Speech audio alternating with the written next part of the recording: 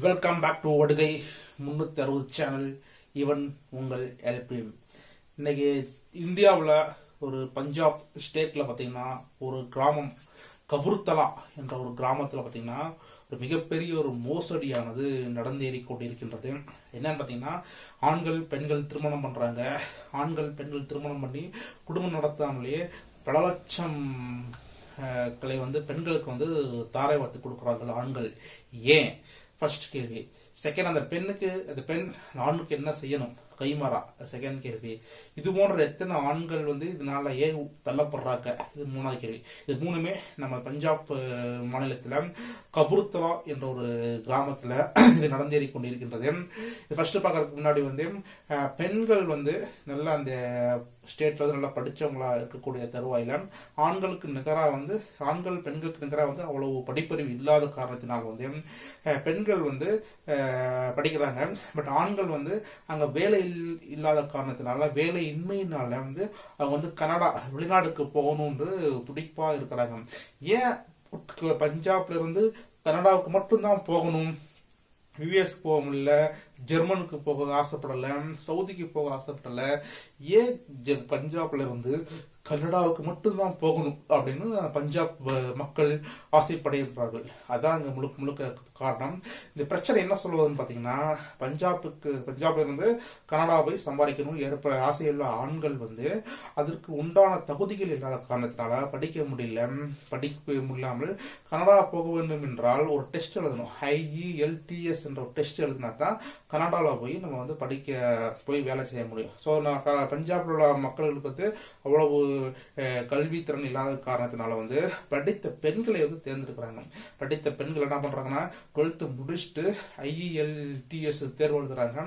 Canada போய் அங்க படிக்கணும்னு ஆசைப்படுற பெண்களை டார்கெட் பண்ணி அது மாதிரி பெண்களை தேடுறாங்க. அந்த பெண் அதுக்கு என்ன பண்ணணும்? அந்த ஃபர்ஸ்ட் அந்த பெண் இவரை பர்டிகுலர் நபரை திருமணம் செய்து கொள்ளணும். திருமணம் செய்யும் போது பாத்தீங்கன்னா, திருமணத்துக்கு ஆக வேண்டிய செலவுகள் இங்க இருந்து இந்தியாவில இருந்து பஞ்சாப்ல இருந்து கனடா போக விசா செலவு எல்லாத்தையுமே அந்த மணமகன் ஏற்றுக்கொள்ள வேண்டும். பெண் மாறாக என்ன பண்ண போறான், மணமகள் என்ன பண்ண போறான்னு பாத்தீங்கன்னா, இந்த கணவனை கணவன் விசாவால் அங்க கணவர் விசாவால் என்ற ஒரு கணவர் விசாவால் அவளை அங்க கனடா கொண்டு சேர்க்கணும். அங்க வந்த பின்னாடி மியூச்சுவலா 2 பேரும் டைவர்ஸ் பண்ணி பிரிஞ்சுக்கணும். இதான் அந்த ஒப்பந்தம்.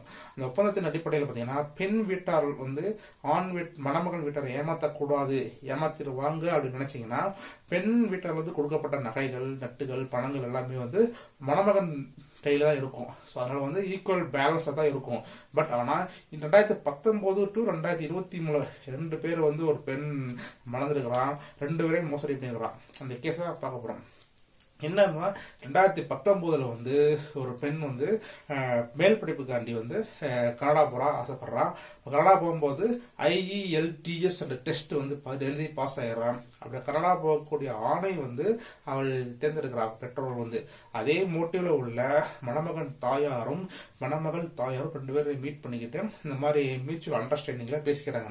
என்ன பேசுறாங்க பாத்தீங்கன்னா, நீங்க உங்க பொண்ணு என் பையனுக்கு கல்யாணம் பண்ணி கொடுத்துருங்க. கல்யாணம் பண்ணிட்டு அதுக்குண்டான செலவுகள், இங்கிருந்து கனடா போகக்கூடிய செலவுகள், அங்கே அவ படிக்கக்கூடிய செலவுகள் அனைத்தையும் மணமகன் நாங்க ஏற்றுக்கொள்கின்றோம். 40 lakhs அந்த 40 lakhs ஒர்த் அமௌண்ட் நாங்க இன்வெஸ்ட் பண்றோம். அதுக்கு மாறாக உங்க பெண் மணமகன் விசாவில், கணவன் விசாவில் இந்த மணமகனை கனடா கொண்டு போய் சேர்க்கணும் அப்படின்னு ஒப்பந்தம். இது ஒப்பந்தம் 3 மாசத்துக்குள்ள நிறைவேற்றணும் அப்படின்னு சொல்லி ஒப்பந்தம் போடப்படுது. பாண்ட் பேப்பர்ல, பத்திர பேப்பர்ல எழுதி சைன் போட்டு வச்சிருக்கிறாங்க. இது ஒரு குறிப்பிட்ட நாளிதழில் வெளியான ஒரு கட்டுரை. ஓகே, அதுக்கப்புறம் சில பல காரணங்களால அந்த பெண் இந்த கணவரை கொண்டு போக முடியவில்லை. கணவர் குடும்ப சூழ்நிலை, உடல்நிலை நோயில் காரணமாக இறக்க நேரிடுது. 2019 to 2022 வரைக்கும் இந்த கேஸ் ஆனது நீதிமன்றத்தில் போய்கொண்டிருக்கின்றது. உடனே அதுக்கு பெண் மாறாக என்ன சொல்றாங்க பாத்தீங்கன்னா, அவரோட அண்ணனை நான் கனடா கொண்டு போய் சேர்க்கிறேன்.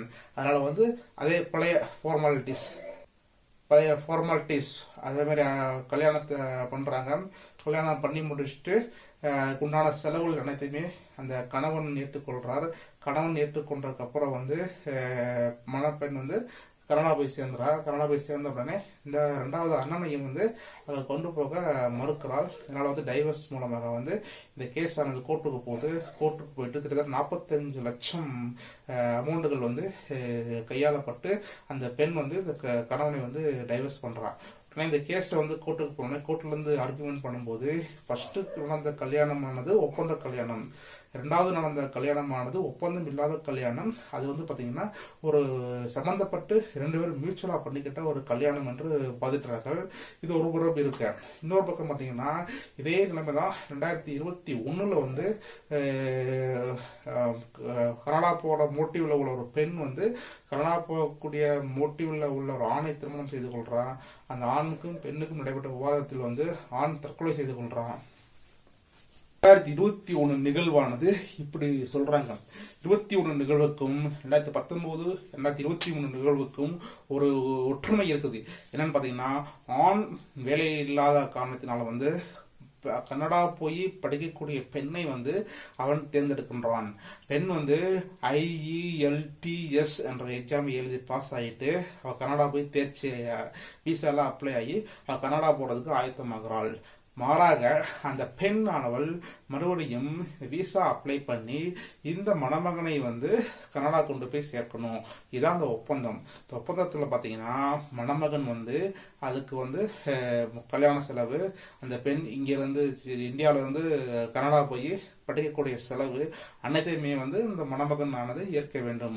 மாறாக அந்த மணமகன் விசா கணவன் விசாவின் மூலமாக இந்த கணவனை கொண்டு போய் கனடாவில் சேர்க்கணும்.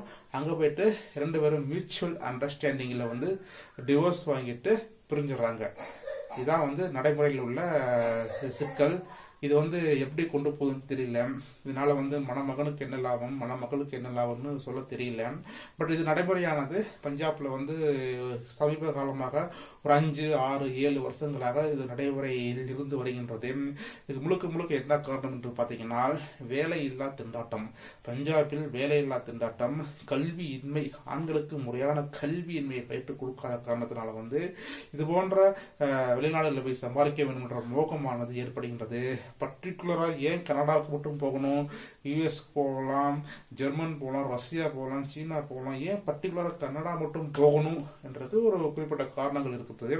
என்றால் பஞ்சாபில் உள்ள நபர்கள் வந்து கனடாவில் மட்டும்தான் ஒரு சபிஸ்டிகேட்டட் லைஃப் வந்து ரன் பண்ண முடியும் என்ற ஒரு நம்பிக்கையினால கனடா போய் சேர்றாங்க. ஓகே, இந்த அப்டேட் கண்டிப்பா உங்களுக்கு பிடிச்சிருக்கும்.